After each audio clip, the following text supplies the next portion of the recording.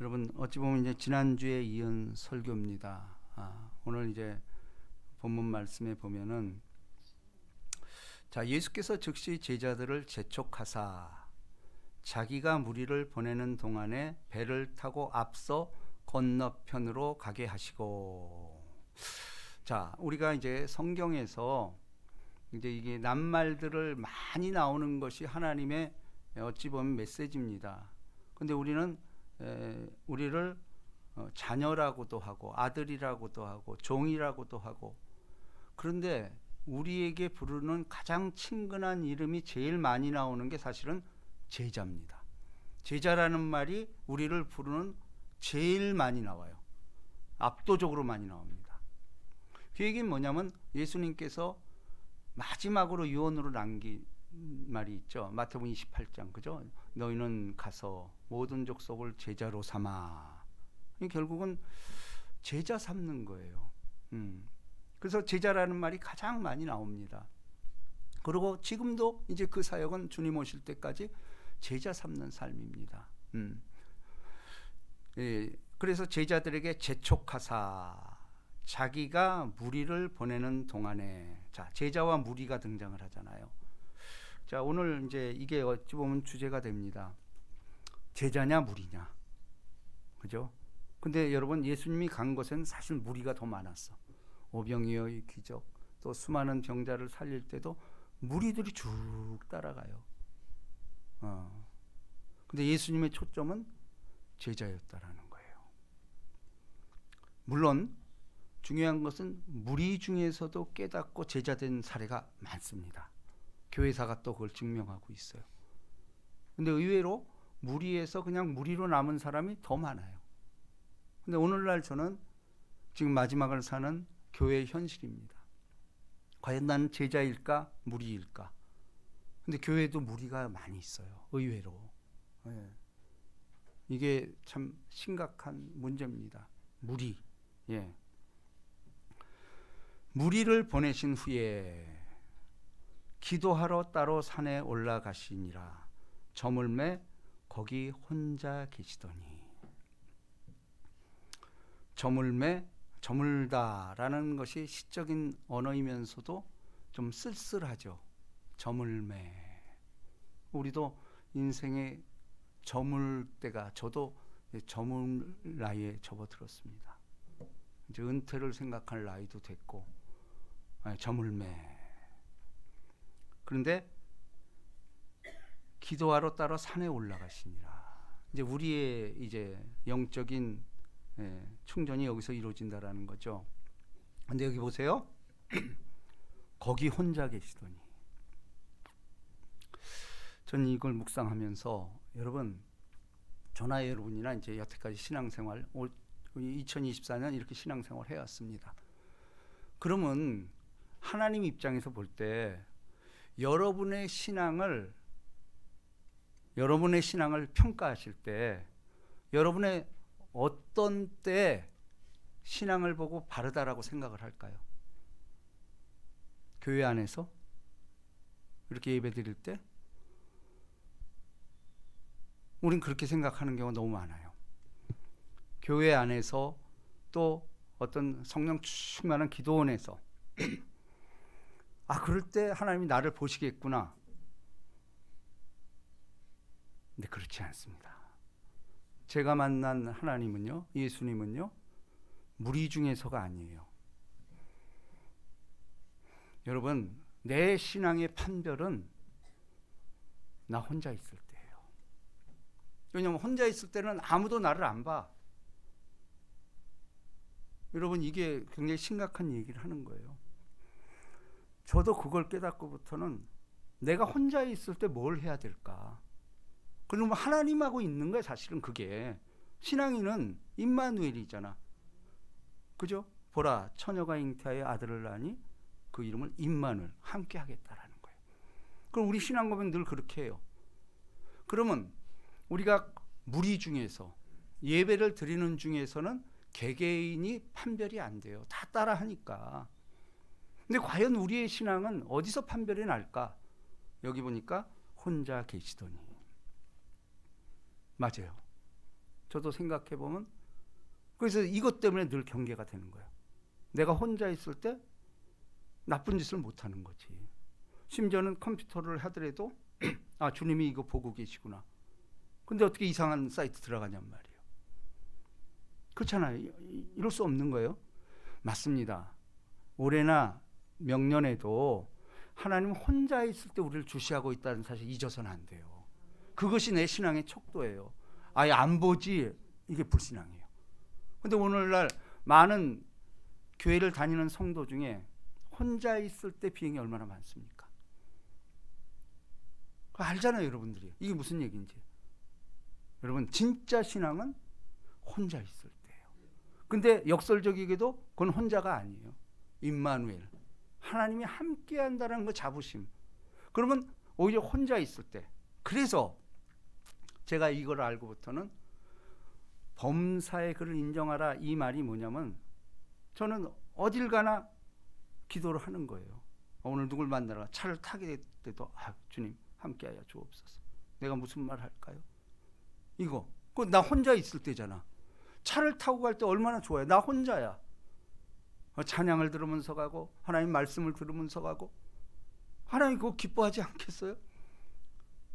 근데 세상 거 틀고 뭐 이거 하고 나 뭐 하여튼 뭐 아파트 이거 이런 거는 하나님 우리 보고 있잖아.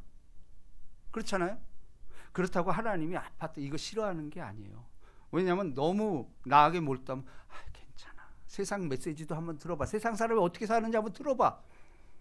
이게 맞는 거예요. 왜냐하면 이제 우리는 나를 넘어서서 저들을 구원해야 되거든. 그럼 그들 속으로 들어가는 게 맞잖아요. 예? 이게 틀림없는 거예요. 그래서 여러분, 혼자 있을 때가 신앙의 척도입니다. 동의하시죠? 예, 틀림없습니다. 그래서 명년에는 내가 혼자 있을 때 나는 하나님 나를 어떻게 볼까? 늘 이거를 인식을 하면은 그 신앙이 무너질 리가 없어요. 여기서는 잘하는 것 같은데 혼자 있을 때 이게 문제가 생겨요. 그렇잖아요. 다윗도 어디서 범죄를 했죠? 그 유명한 다윗이 혼자 옥상에 올라가 있는 거. 혼자. 자, 두 가지입니다. 혼자 있을 때 두 가지 현상이 생겨요. 마귀의 유혹이 넘칩니다. 그죠? 이거 극복해야 돼요. 혼자 있을 때 신앙 고백을 해야 돼요. 근데 이것이 처음에는 의식적으로 하지만 언제부턴가는 그 신앙 고백을 할 때 우리 장로님 기도할 때 느헤미야 기도를 하잖아요. 그 자기 운명을 생사화복을 쥐고 있는 왕 앞에서 그냥 그 순간에 사형당할 수 있는 그 처지에서 느헤미야는 그 순간 하늘을 묵도하고 왕 앞에서 기도했다라는 거예요. 응? 하늘을 묵도하고. 이게 신앙 고백이잖아요. 여러분, 명년에는 혼자 있을 때 신앙. 이것은 너무 하나님 보고 있다라는 것. 이게 뭐예요? 올 교회 표어도 범사의 글을 인정하라. 범사라는 건 뭐예요? 우리 사실 일주일에 한 번 이렇게 오는 사람도 있고 새벽 예배 오는 사람도 다 있지만은 그러나 거기서는 자기 신앙이 객관화되질 못해요.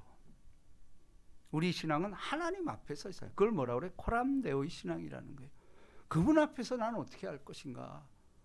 그러니까 왜 하나님은 이스라엘 백성을 광야로 내몰았을까요? 어찌 보면 하나님은 고독을 좋아해요. 내가 고독한 처지에 놓였을 때 그러면 나랑 독대가 되잖아. 다른 소리 안 들리잖아. 광야는 아무것도 없어요. 그러면 내가 살 길이 없는데 그분밖에 없는 거예요. 그분을 고백하는 거예요. 하나님 나 여기서 못 삽니다. 근데 분명한 건 뭐죠? 광야를 하나님이 보냈다라는 거예요. 광야를 하나님이 보냈다는 게 뭐예요? 내가 너 책임진다라는 거죠. 응? 틀림없는 사실이잖아요. 자, 혼자 계시더니 이제 혼자 계신다라는 건 뭐예요? 기도하고 이제 내 쪽으로 충만한 거예요. 혼자 있을 때 기도하게 되고 혼자 있을 때 하나님이 이제 이건 굉장히 기뻤을 거예요. 이때가 오히려 군중 가운데 있을 때는 안티들도 있고 뭐 하여튼 죽일 놈들도 있고 수많은 유혹을 받잖아요. 근데 혼자 있을 때 그때 얼마나 기뻤을까? 이걸 내가 깨닫게 된 거예요. 이건 고독이 아니에요. 진짜 하나님과의 독대했을 때 그 기쁨. 신앙은 사실 그거예요. 그 맛을 아는 사람. 그래서 기도하는 거예요. 그게 혼자 있을 때 내가 혼자. 그래 우리들은 차를 타고 시간이 많잖아. 거기서 얼마나 좋아. 막 그냥 찬양 들으면서 주님 감사합니다 그러고. 이거 나 혼자잖아. 근데 하나님이 보고 있다라는 거예요. 이 신앙 이거 어떻게 할 거야 이거. 절대적으로요. 혼자 있을 때 그 신앙의 척도예요. 근데 우리는 혼자가 아니에요. 그게 틀림없습니다. 자, 배가 이미 육지에서 술이나 떠나서 바람이 거스림으로 물결로 말미암아 고난을 당하더라. 자, 이게 올 한 해 우리의 운명과도 같은 거죠. 정말 우리 교회는 올해 어찌 보면 저 역시도 개인적으로 가장 화려하다고 보면, 왜냐하면 안산으로 진출해 수많은 예배를 드렸고 말씀 전할 기회도 많았고, 여러분도 알다시피 상상도 못했던 극동방송에 제가 모험이었어요. 거기도 나가봤고 CTS 또 TV도 찍어보고 정말 하나님께서 많은 걸 보여줬어요. 근데 역설적이게도 가장 힘든 한 해였습니다. 저는 처음으로 목회한 걸 후회했어요. 아, 빨리 은퇴해야 되겠구나. 뷰티풀 랜딩. 이게 어려운 거예요. 근데 왜 그랬을까요? 그만큼 쉽지 않다라는 거예요. 물결로 말미암아 고난을 당하더라. 왜냐하면 더 큰 영광을 보기 위해서는 더 큰 시련이 있다라는 겁니다. 근데 분명한 것은 이길 수 있어. 왜냐하면 자꾸 자라나야 된다라는 거예요. 맨날 우리가 더하기 빼기 초등학생, 초등학문 이건 아니잖아요. 이제는 고등학교 와서 뭐 그야말로 인수분해도 할 줄 알고 연립방정식 풀 줄 알고. 이거 어렵잖아요. 근데 그걸 아는 사람들은 늘 후회하는 거야. 우리가 동창회 가보지만 그때 내가 공부 좀 했었으면 내가 이렇지 않을 텐데. 이 뭐 우리 너무도 인생 말년에 와서 꼭 후회하는 거잖아요. 응? 자, 이 고난을 당하는 인생, 올 한 해 많은 풍파와 아픔이 있습니다. 뭐 저뿐 아니라 우리 성도들 다 마찬가지예요. 인생은 고해예요. 어쩔 수 없어요. 자, 그런데 밤 사경에 예수께서 바다 위로 걸어서 제자들에게 오시니. 자, 예수님은 인간이면서도 바다를 걸어온다라는 이건 신적인 권위를 가지고 있는 거죠. 이거 우리 믿어야 돼요. 우리는 인간 예수 너무 여기 빠진 인본주의가 됩니다. 아니요, 예수님은 참 인간이면서 참 하나님이에요. 신적인 권능. 뭐 성경을 통해서 신적인 건 죽은 자 살리고 뭐 수없이 오병이요 이거 했잖아요. 그럼 우리 신앙도 마찬가지예요.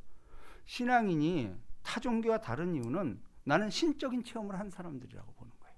오늘 설교가 바로 그겁니다. 바다 위로 걸어서 제자들에게 오시니 제자들이 그가 바다 위로 걸어오심을 보고 놀라 유령이라 하며 무서워하며 소리지는 거를. 이게 우리 현실이라는 거예요. 예수님은 우리의 삶 속에 개입해서 왔어. 근데 우리는 그걸 인식을 못해. 그리고 어떨 때 깜짝 놀라서 뭐 유령인가 봐? 이런다라는 거예요. 응? 소리 지르거나 진짜 예수가 왔는데. 근데 27절 우리 다 같이 읽습니다. 시작. 예수께서 즉시 이르시되 안심하라 나니 두려워하지 말라. 여러분 바로 이렇게 돼야 돼요. 제가 지난주 설교도 연결입니다만은 내가 딸에게 전화를 했어. 딸을 전화했는데 좀 실망될 때가 언제냐? 누구세요? 이거는 안 좋은 거예요. 그죠? 내가 딸한테 전화를 했는데 누구세요? 그렇잖아요.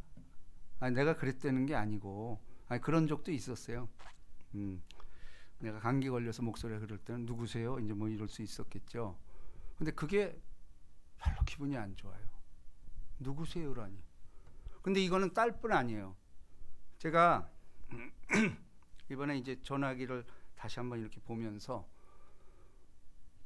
그 치열하게 살았다는 게 내 그러니까 전화 주소록에 기록된 2,000명을 넘어섰어요. 2,000명을. 물론 거기 관계가 어떻게 여러 가지 이제 이 평생 살아오면서 그러니까 한 2,000명을 넘어섰어요. 근데 이제 저는 그래서 웬만하면은 내 전화번호에 기록되지 않는 거 안 받으려고 그래요. 왜냐면 받았다가 내가 보이스피싱 한번 걸려가지고. 그래서 이거는 그래서 꼭 모르는 번호, 나한테 기록되지 않는 번호가 오면은 문자를 보냅니다. 일단 문자로 주세요. 이렇게 해요. 그게 나는 현명하다고 봅니다. 여러분 그렇습니다. 예수님 보십시오. 예수께서 즉시 이르시되 안심하라 나니 두려워 말라. 누구세요? 나. 이렇게 말하기 쉽지 않잖아요. 그죠?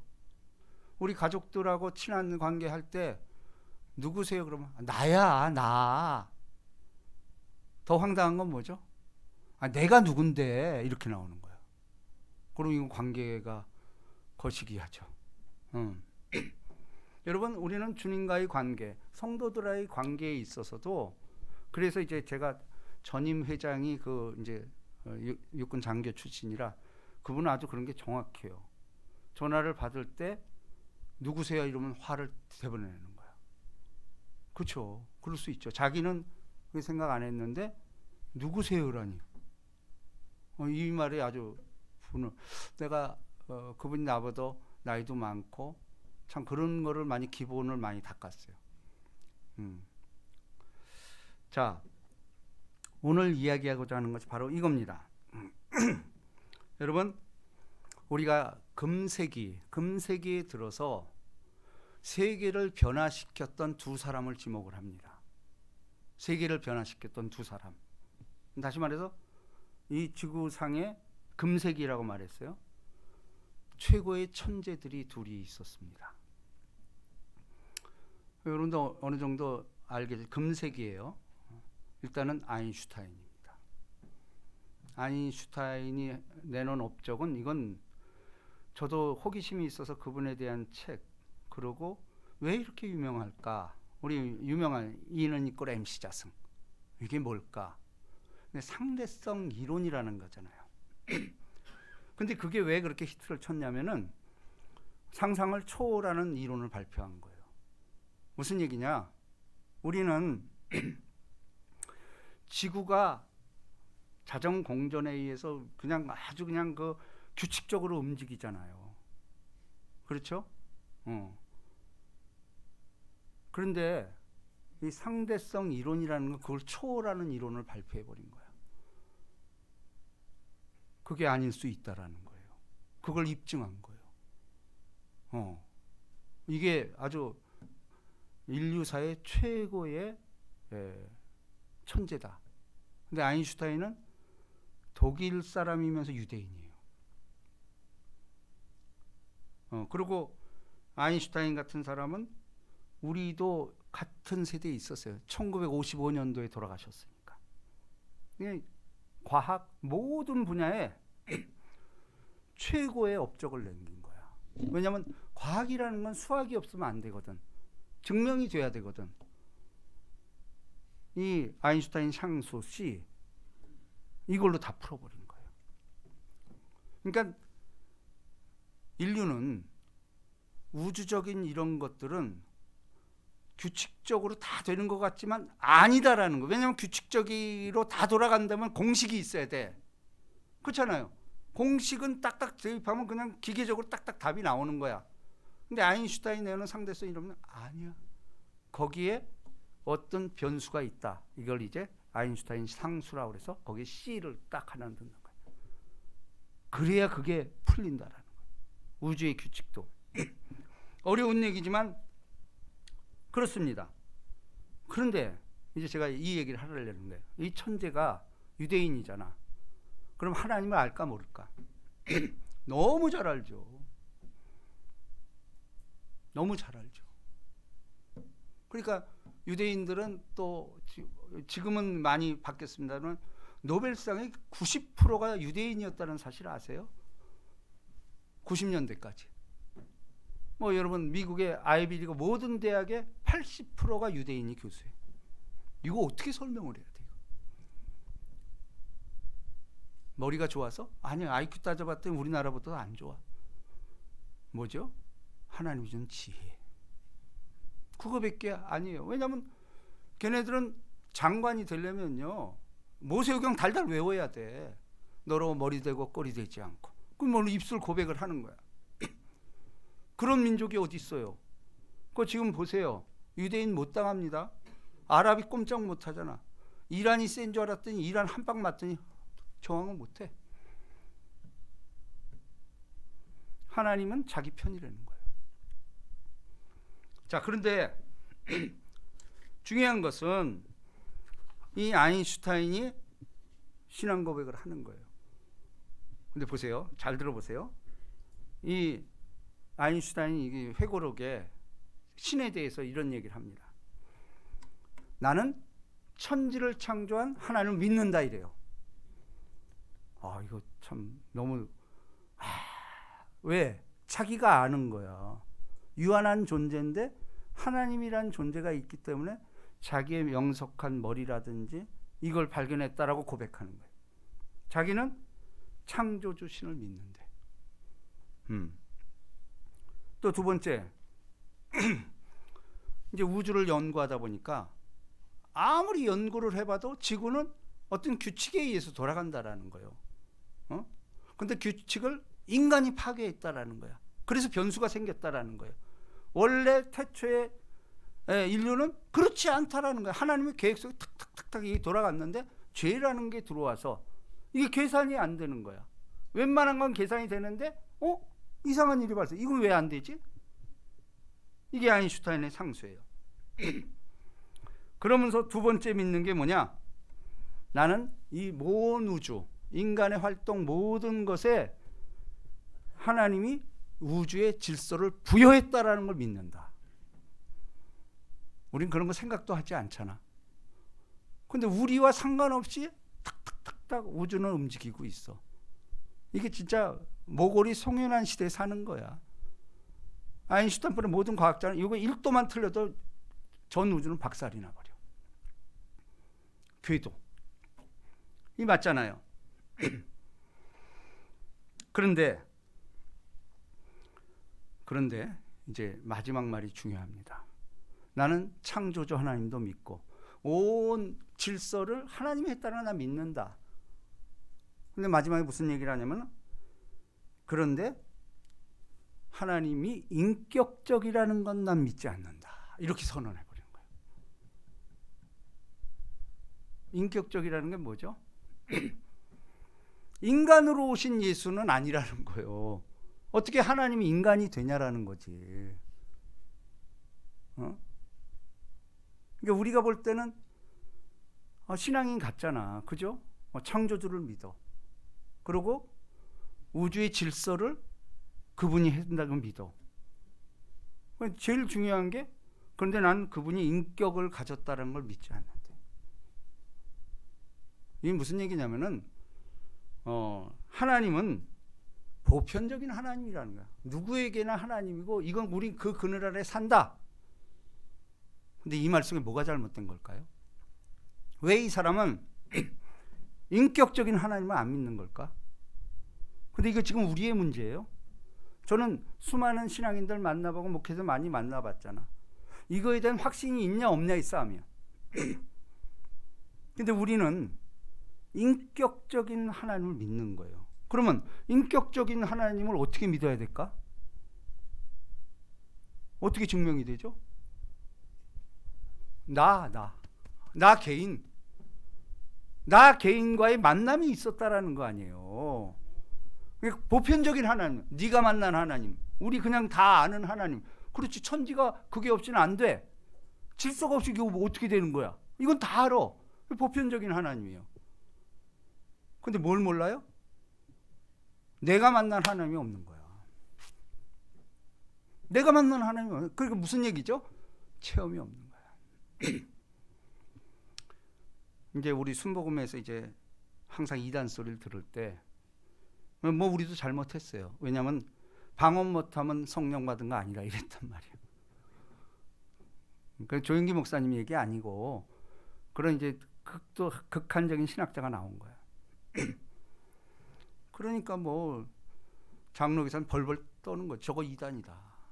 뭐 그럴만 했어요. 제가 보기에도 남을 존중하지 않은 거거든. 또 성경에 보면 방언만이 은사는 아니거든. 근데 너무 오발한 거지. 그러니까 우리가 나 개인 신앙이 이렇게 공동체를 해치는 경우가 너무 많은 거예요. 그러니까 보편적인 하나님이 결국은 나와 만난 하나님이 됐어. 근데 이 사람은 뭐가 문제냐? 보편적인 하나님보다 내가 만난 하나님이 커버리는 거야. 근데 두 개 다 충족해야 돼요. 주관적인 하나님을 객관화시키는 것이 전도예요. 내가 주관적으로 만난. 근데 이게 없으면 어떻게 돼? 아웃이요. 내가 만난 하나님이 없는데 어떻게 이거 믿어요? 그냥 종교의식이야. 불교나 뭐 타종교처럼 가서 내가 그래도 이거 하면 알아주겠지. 이거 알아. 또 남을 보면서. 응? 이건 아니지 않냐라는 거예요. 자, 그런데 아인슈타인 말고 또 하나의 천재가 있습니다. 그게 누굴 것 같아요? 금색이에요. 1600년대 어찌됐건 1600년대에 어찌됐건 최고의 천재 수학자이면서 철학자 파스칼입니다.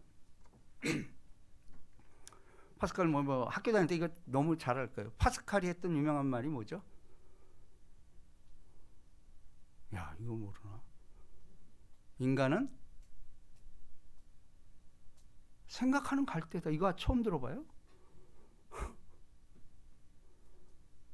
인간은 생각하는 갈대다. 이게 그에 져서 팡세라는 그 유명한 불세출의 이 명작을 남긴 거예요. 팡세라는 얘기는 들어봤을 거 아니에요. 근데 이 팡세라는 책에 나온 나는 생각하는 갈대다. 이게 신앙 고백이에요. 이분이 뭐라고 그랬냐면은 자기는 하나님을 아무리 생각해봐도 인간적인 한계에 도달해버린 거야. 그러면서 이런 신앙을 고백합니다. 자기는 하나님을 찾을 때 하나님 숨어버렸대. 근데 이거 자체가 참 신앙이 좋은 거예요. 하나님 찾는 사람이 드물어요. 근데 이 사람은 천재이면서도 뭐 나를 있게 뭔가 있다라는 거야. 부단히 어려서부터 고민을 하는 거야. 내가 왜 이렇게 살지? 누가 날 일으켰지? 내 공로가 전혀 없었던 거야. 근데 왜 사람들마다 이게 차별이 있고 또 인류는 왜 이렇게 혼돈 속에서 살아가는 걸까? 이거 고민하기 시작한 거야. 근데 그렇게 해서 그러면 신앙밖에 더 있어요? 하나님에 대해서 성경도 수도 없이 읽고 이것저것 다 그 현인들 수많은 것을 공부하고 그런데 이분의 표현은 그럼에도 하나님은 여전히 숨어 계신다. 이 고백을 해요. 그렇죠. 우리도 그렇잖아. 왜 하나님이 숨어 계십니까? 내가 이렇게 어려울 때 확 나타나 짠 하고 이러면 내가 더 잘 믿을 텐데 언제까지 이렇게 숨어 계실 겁니까? 그러니까 오늘날 우리의 고민이 파스칼이 이거 했대라는 거예요. 이게 도대체 뭐 어려서부터 이 천재가 팡세 이제 그런 얘기가 나온다라는 거예요. 그러면서 파스칼은 이런 유명한 고백을 합니다. 내가 신을 찾을 때는 하나님 숨어버렸다. 자기 이성이라는 얘기예요. 이성으로 자기가 아는 걸로 신을 찾아야 될 때 하나님 숨어 계셨다라는 거예요. 근데 그 다음 말이 중요해요. 그런데 내가 하나님 앞에 무릎 꿇고 엎드려졌을 때 그분이 날 찾아왔다라는 거예요. 와, 이 팡세에 나오는 거예요. 내가 찾으려고 내 이성, 내 천재, 전 세계가 인정해주는 최고의 석학인데 여러분 알잖아. 이 파스칼이 뭘 했죠? 수학자 아니야? 뭐예요? 삼각형의 원리 이런 거 불세출에 뛰어난 천재입니다. 철학자이면서 수많은 분야에서 근데 그분이 하나님을 찾을 때 하나님 숨어 계셨다라는 거예요. 근데 우리 얘기 아니에요.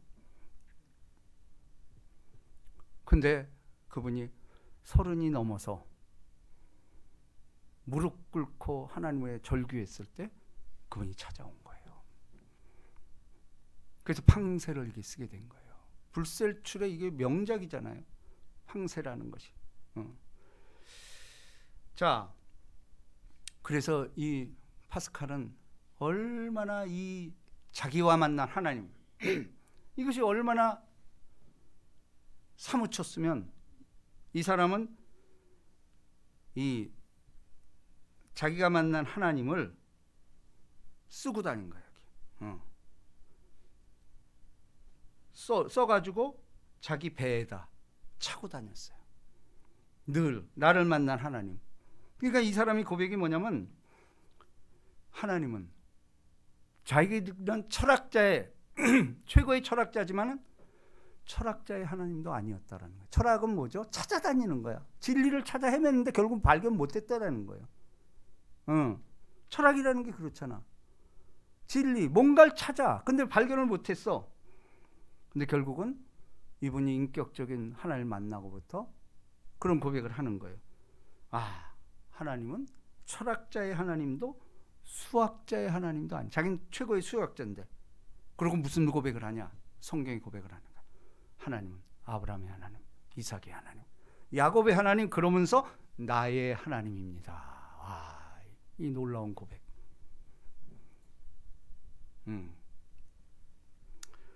그러면서 이제 이분이 그 놀라운 감격을 적고 배에다 이게 띠를 묶고 다녔다라는 거예요. 파스칼이 죽었을 때 이걸 계속까지 차고 있었다는 거예요. 근데 그걸 벗겨보니까 그 쪽지가 나온 거야. 여러분, 제가 무슨 말을 하려고 하는 겁니까?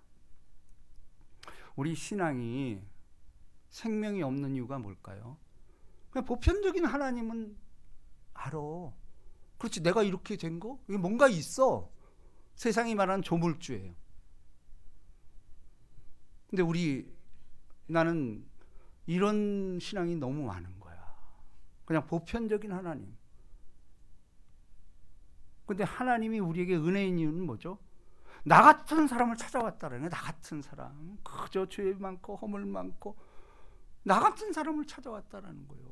이것처럼 기적이 있을까요? 우리는 그 상상이 안 되잖아. 그 높은 사람이 나 같은 사람을 찾아와? 그걸 생각도 안 했어. 내가 죄가 있으니까 피하고 싶은 거야. 하나님이 피한 게 아니고 사실 우리가 피한 거야. 왜? 죄 때문에. 어떻게 하나님을 봐? 또 하나님은 보면 죽는다며. 원초적인 두려움이 우리 가운데 있는 거예요. 여러분, 그런데 중요한 것은 제가 몇 주일 전에 설교했지만 이거를 알게 한 건 하나님이에요.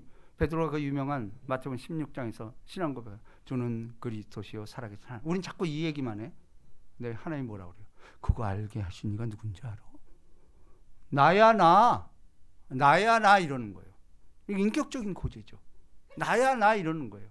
나야 나라고 받아들이는 걸 인식하는 사람.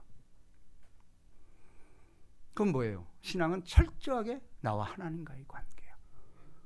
공동체가 다 잘한다고 다 천국 가는 거 아니라는 얘기예요. 너를 보고 있는 거야. 너를 주시하고 있는 거예요. 내니 두려워 말라 그러잖아. 응? 신앙은 철저하게 하나님과 1대1 관계라는 거예요. 그래서 여러분, 우리가 이제 마지막 이 예배 때 아직도 우리가 이게 불편한 게 있다면은 이렇게 세계적인 천재 아인슈타인 인격적으로 못 만났다라는 거예요. 불행한 거예요, 저거는. 그러니까 보편적인 하나님, 과학으로 인정받는 하나님, 이거는 내가 이런 이론을 발표했는데 그냥 공통적이다. 누구나 인지할 수 있다. 근데 구원 사건 그렇지 않아요. 비밀이에요. 그건 아무도 몰라. 그냥 나와의 관계야. 근데 본인은 알아. 본인은 내가 그래. 왜냐하면 내 안에 넘치는 어떤 평강과 기쁨. 이것이 나를 증명하고, 그리고 결국은 열매로 알 수밖에 없다라는 거예요.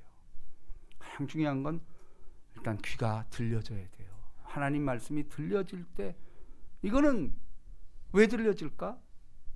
성령이 있기 때문에. 온전한 성령이 있기 때문에 하나님 말씀이 들려지는 거예요. 그래서 믿음은 들음에서 나며 들음은 그리스도의 말씀부터 말미암느니라. 여러분, 우리가 이제 새해가 가기 전에, 그럼 우리가 이 파스칼처럼 어찌됐건 금세에서도 이렇게 불세출에 명작을 남겼고, 또 자기 신앙 고백을 통해서 오늘 우리 후배들이 이렇게 비교를 하는 거야. 아인슈타인하고. 응? 마치 성경에 나오는 어떤 인물들 같지 않냐라는 거예요.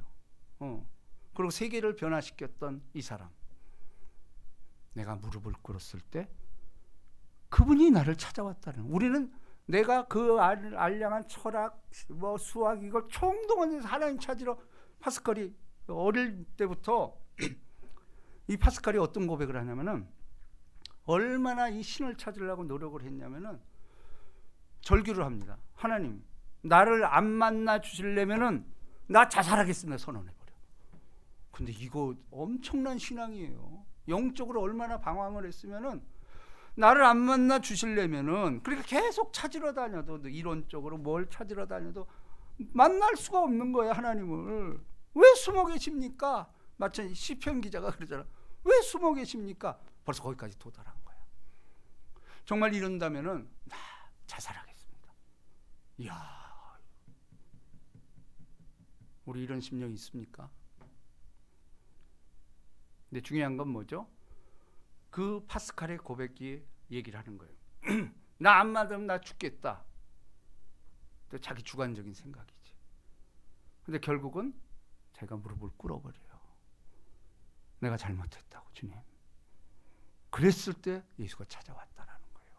그런데 나의 인격적으로만 그날 기쁨을 그냥 배에다 끼고 이게 흔적이다 그러고 죽는 날까지 그렇게 했다라는 거예요. 물론 머리는 아인슈타인이 더 천재겠죠. 그죠? 금세에 따라갈 사람이 없을 정도로 아인슈타인이 기준이잖아요. 근데 그럼 뭐예요? 인격적인 만남이 없는 거야. 얼마나 불행한 겁니까? 여러분 중에 이제 그렇지는 않겠죠. 우린 다 그래도 인격적인 만남이 있을 거 아니에요. 그죠? 또 진가민가 할 수는 있어. 왜냐하면 세상이 속여. 이게 맞나 틀리나. 근데 그거 고민조차도 택한 백성이에요. 왜냐하면 그거 고민 안 하는 사람은 그거 하나 있다고 그거 생각도 없는 거야. 근데 우리 속에 이거 혹시 나 구원 못, 이게 시작이에요.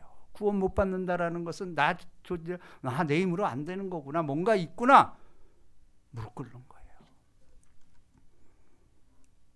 그럴 때 예수님이 문 밖에서 두드리노니, 그럼 우리가 할 일이 있어요. 예수님 무조건 가서 이러지 않아요. 문 밖에 두드리고 있어요. 지금도 우리가 할 일이 있죠. 문을 열어드려야 돼요. 예수님은 인격적이라는 건 뭐냐면 너를 인정하는 거야. 문 부시고 안 들어와요. 이런 창조주가 있어요? 문 밖에서 두드리노니 너 의중을 기다리는 거야. 그렇잖아요. 근데 우리는 안 열고 있어. 나중에 와요. 나 좀 재밌게 좀 삽시다. 젊은 날에 그래서 좀 재밌게 살다가 늦지막하게 내가 믿을게요. 제가 그랬어요. 그러다 엄청나게 맞았어요. 지금도 맞고 있고. 근데 내가 지금 존재하는 이유는 저는 내 개인적으로 만난 하나님이 있잖아. 내가 그때를 내가 얘기하고, 지금도 마찬가지. 너무 힘들고 무릎 꿇을 때 그는 나와 더불어, 나는 그와 더불어 먹고 마시는 가족이 됐다라는 거예요. 여러분, 그래서 그럼 우리가 할 일은 뭘까요? 신앙 고백이야. 주는 그리스도시요 살아계신 하나님이다. 나와 만난 하나님을 계속해서 입술 고백을 하면은 어느 순간 자기도 이게 그야말로 내 산 고백이 돼버린다라는 거. 그리고 그 안에는 넘치는 하나님의 기쁨, 이복이 임하시기를 주님의 이름으로 축복합니다. 우리 뜻을 생각하면서 함께 하심을 믿노라. 아까 찬양한 것 같은데 요거 우리 뜻을 생각하면서 찬양합니다.